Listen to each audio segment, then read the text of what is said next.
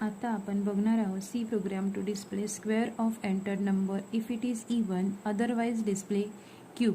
आपल्याला काय करायचं आहे तर नंबर आधी इवन आहे का ऑड आहे चेक करायचा आहे. नंबर जर इवन असेल तर त्याचा स्क्वेअर डिस्प्ले करायचा आहे आणि नंबर जर ऑड असेल तर त्याचा क्यूब डिस्प्ले करायचा आहे. सो नंबर इवन आहे की ऑड आहे चेक करायला आपण काय लॉजिक यूज करणार तर नंबर हा आपला n असेल, मग n ला आपण डिवाइड करणार बाय 2 आणि त्याचा रिमाइंडर फाइंड आउट करणार. So n mod 2. Mod operator काय करतो, हा आहे मॉड ऑपरेटर. मॉड ऑपरेटर काय करतो तर रिमाइंडर फाइंड आउट करतो. मग हा रिमाइंडर आपण एका व्हेरिएबलमध्ये स्टोअर करून घेऊया. r is equal to n mod 2 आणि ही जी r ची व्हॅल्यू आहे ती आपण चेक करणार. r is exactly equal to 0 तर काय आहे नंबर इवन, आणि जर 0 नसेल म्हणजेच r is exactly equal to 1 असेल तर नंबर का असेल ऑड असेल. मग इवन असेल तर त्याचं आपल्याला काय करायचं आहे स्क्वेअर. स्क्वेअर म्हणजे n इंटू n आपल्याला डिस्प्ले करायचं आहे. आणि जर नंबर ऑड असेल तर आपल्याला काय करायचं आहे त्याचा क्यूब. क्यूब म्हणजे काय तर आपल्याला डिस्प्ले करायचं आहे n into n into n. आता आपण प्रोग्राम बघूया. नेहमीप्रमाणे आपलं पहिलं स्टेटमेंट असेल hash include stdio.h standard input output header file. त्यानंतर मेन फंक्शन व्हॉइड घेतोय आपण रिटर्न टाईप व्हॉइड मेन.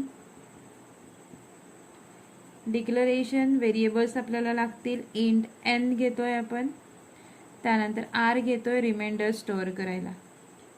त्यानंतर clear screen statement clr function brackets.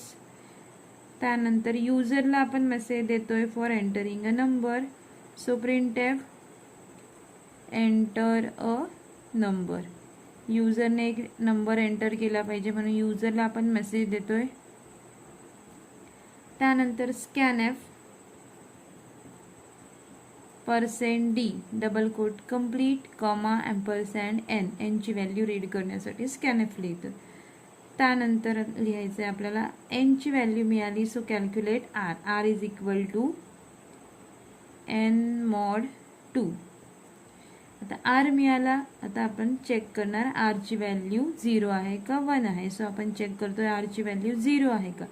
So if r is exactly equal to 0 printf given number is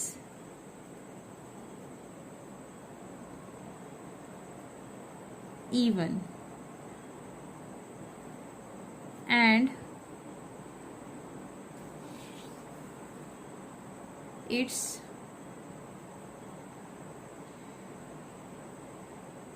square is %d. printf given number is even and its square is %d.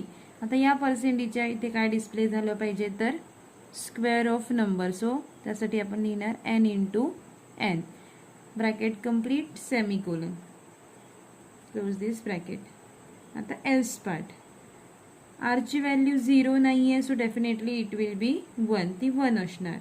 So आपण printf लिहितोय else पार्टमध्ये else print given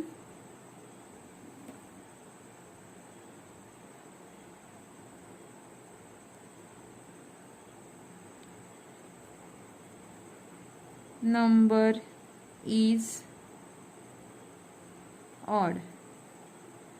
Else print given number is odd and its cube is %d.